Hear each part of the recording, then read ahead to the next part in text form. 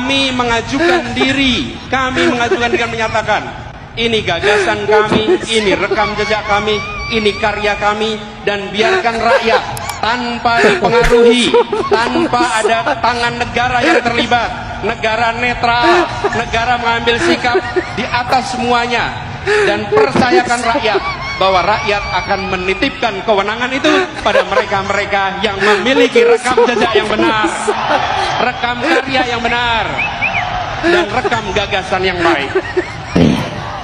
Iya, Roma. Dengarkan suaraku. Baiklah. Apakah kau belum hamil? Aku hamil, Roma. Kamu yakin itu dariku? Iya, Roma. Oh, sekian tidak mungkin. Kenapa, Roma? Karena seingatku aku hanya menutul-nutulkan. Jadi Pak Anies nanti sempat meresmikan. Insya Allah. Dan insya Allah Desember besok selesai dan Desember besok mulai dipakai. Bahkan akan ada pertandingan mengundang dari Juventus, Real Madrid, dan Barcelona.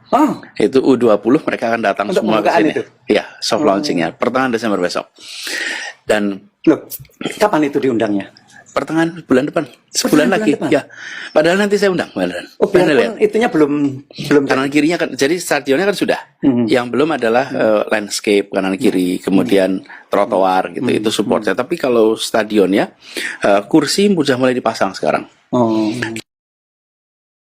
Karbon mobil listrik per kapita per kilometer sesungguhnya lebih tinggi daripada emisi karbon bis berbahan bakar minyak.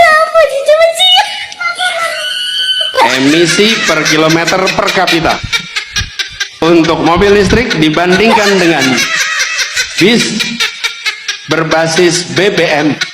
Kenapa itu bisa terjadi? Karena bis memuat orang banyak, sementara mobil memuat orang sedikit. Bila katak itu dimasukkan ke panci yang airnya dingin, nyalakan kompornya pelan-pelan. Asalnya dingin, lama-lama menjadi panas, lama-lama mendidih, dan katak itu akan mati dalam mendidihnya air.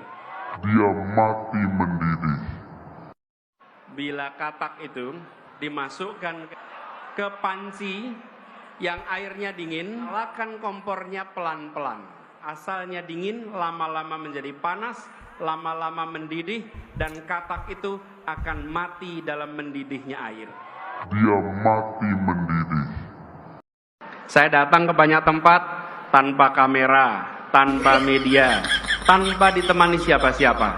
Seringkali saya hanya datang sendirian, dan masuk satu tempat, masuk ke sebuah warung, tahu-tahu yang punya warung ngeliatin aja. Ini seperti kenal tapi siapa gitu. Kan di pelosok, di banyak tempat. Jadi nyapa juga belum tentu berani. Saya ngobrol dengan masyarakat. Saya mendengar cerita mereka. Dan saya temui mereka bukan untuk selfie dan diposting di pagi hari. Bukan. Saya bukan lari-lari untuk posting foto. Iya. Pancasila. 1. Ketuhanan Yang Maha Esa. 2. Persatuan Indonesia. Ini parah nih.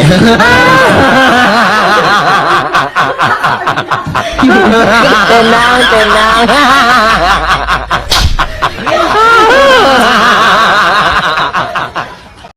Apa kemudian pendekatan yang dilakukan di Jakarta terkait transportasi? Pertama tanya hal yang paling sederhana. Alat transportasi apa yang dimiliki oleh setiap orang? Atau hampir semua orang punya alat transportasi itu? Saya berapa kali tanyakan ini. Dan jawabannya yang paling sering saya terima adalah sepeda motor. Bahwa alat transportasi yang dimiliki semua orang adalah sepeda motor. Dan saya jawab bukan sepeda motor, bukan sepeda. Alat transportasi yang dimiliki oleh hampir semua orang adalah kaki. Kaki. Pancasila. 1. Ketuhanan Yang Maha Esa. 2. Persatuan Indonesia. Ini parah nih.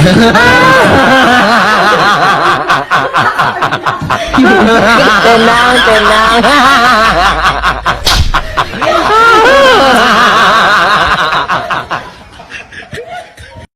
Air hujan yang turun di kawasan ini tidak dialirkan keluar, tapi dimasukkan ke dalam tanah.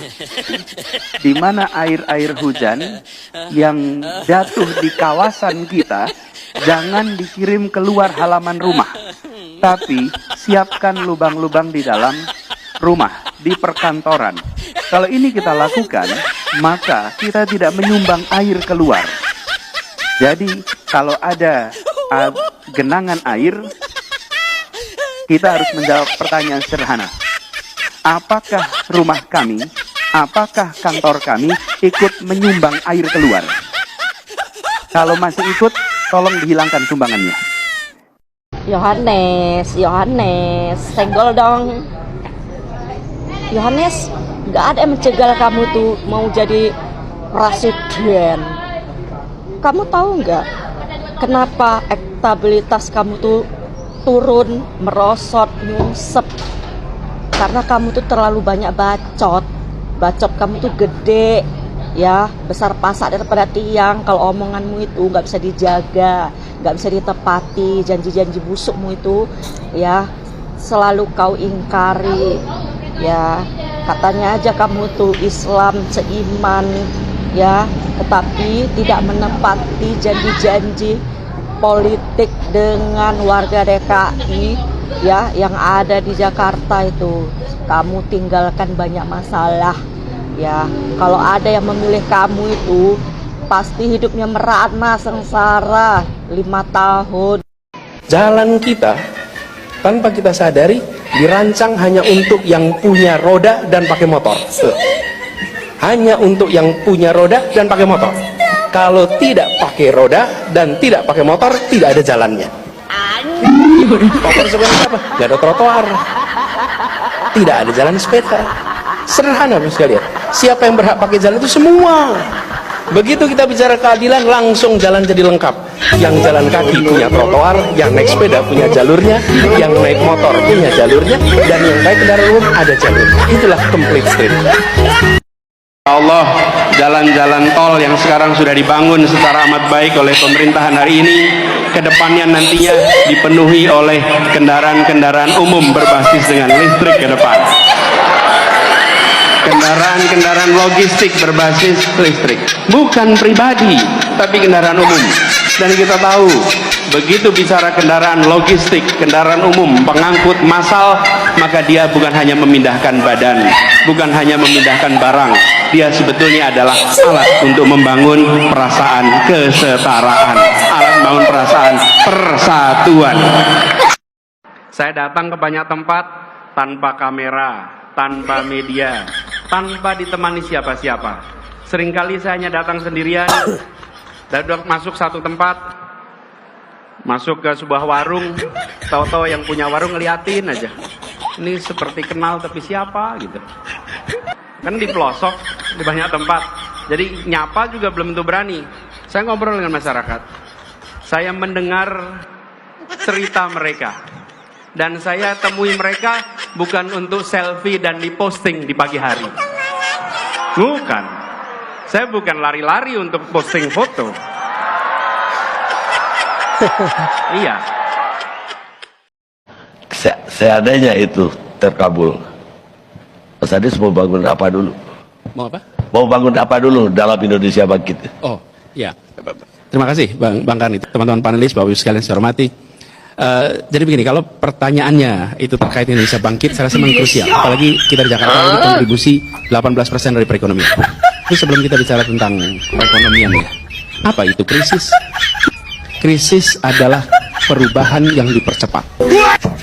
Setiap pribadi mengalami krisis, organisasi mengalami krisis, atau negara mengalami krisis, maka sesungguhnya dia sedang mengalami perubahan yang dipercepat. Itu terjadi. Kita lihat saja bagaimana ketika pandemi itu dinyatakan tanggal 11 Maret 2020. Pada saat itu dinyatakan sebagai pandemi, kami tanya pada para ahli, ini apa artinya ketika epidemik disebut jadi. Bila katak itu dimasukkan ke panci yang airnya dingin, nyalakan kompornya pelan-pelan. Asalnya dingin, lama-lama menjadi panas, lama-lama mendidih, dan katak itu akan mati dalam mendidihnya air. Dia mati mendidih. Assalamualaikum warahmatullahi wabarakatuh. Izinkan melalui rekaman ini kami mengirimkan salam kepada semua, apresiasi atas dukungan kepada teman-teman sahabat Anies Internasional. Baik yang menghadiri acara ini secara langsung ataupun yang menghadiri melalui sambungan Zoom. Dalam kesempatan ini kami diminta untuk menjelaskan terkait visi internasional yang diusung. Kami mendasarkan pada prinsip bahwa setiap kita memiliki 3 ranah kiprah. Sebagai warga daerah, sebagai warga nasional, dan sebagai warga dunia. Karena itulah kita perlu berperan di ketiga wilayah itu.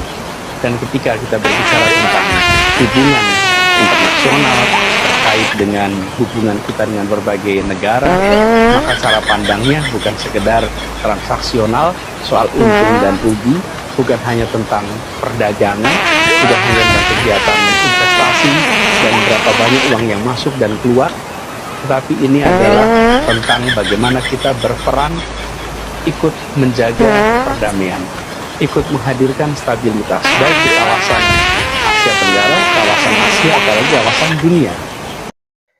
Baik sahabat sekalian, itulah beberapa video hiburan yang coba direaksi pada kesempatan kali ini. Ini sesungguhnya adalah kreativitas dari para netizen yang memparodikan pernyataan atau apa yang pernah disampaikan oleh Anies Baswedan pada beberapa kesempatan. Dan ada juga beberapa video yang sedikit menyindir program kerja Anies Baswedan maupun pernyataan sikap yang pernah disampaikannya. Misalnya di sini ada Lem Aibon pun ikut berbicara. Ini sesungguhnya mau menunjukkan kritikan atau sindiran keras terhadap Anies Baswedan yang kala menjadi gubernur saat itu pernah terindikasi kasus korupsi yang dikatakan sebagai kelebihan bayar.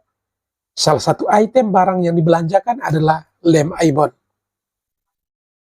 Ada juga beberapa pernyataannya yang juga cukup kontroversi, yang setidaknya mengundang gelak tawa netizen, sehingga tidak salahnya netizen pun memparodikan setiap ucapan beliau dan mendabing suara Anies Baswedan, kemudian diedit sedemikian rupa untuk diposting kembali di beberapa media sosial.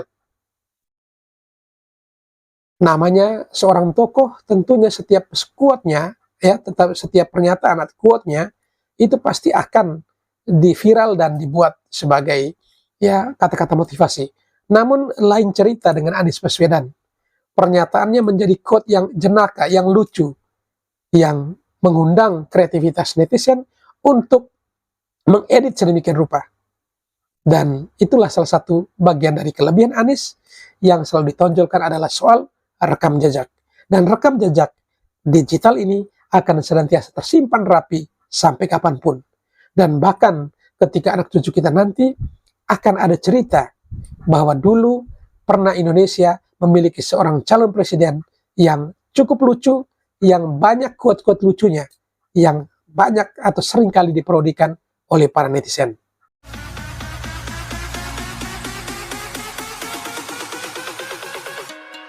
There's nobody